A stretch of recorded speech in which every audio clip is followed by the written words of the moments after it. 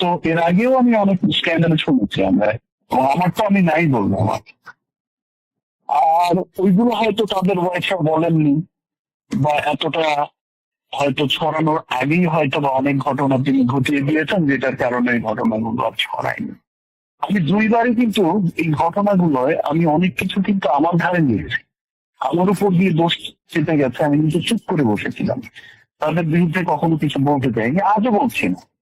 আমি আসলে বরাবরই হয়তো মানুষ চিনতে ভুল করেছি, বরাবরই খুব মানুষ চিনতে ভুল করে এসেছে। স্পেশালি আমার কাছে মনে হয় যে আমার সেকেন্ড বার আমি তো মানুষ চিনতে, মানুষের আসলে কি বলবো,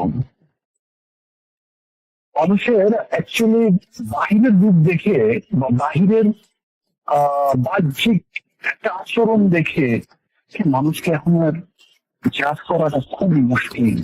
আমরা সিনেমাতেও এখন দেখি যে যাকে আমরা এখনো চিন্তাই করতে পারি না যিনি ক্রিমিনাল হইতে পারে, ছবির এন্ডে দেখা যায় যে ইনি সবচেয়ে বড় ক্রিমিনাল।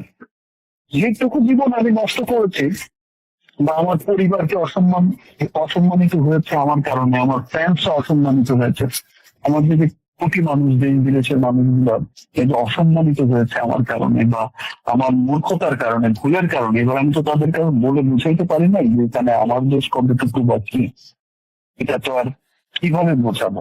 খালি চোখে তো দেখা যাচ্ছিল যে আমি সবচেয়ে বড় ক্রিমিনাল।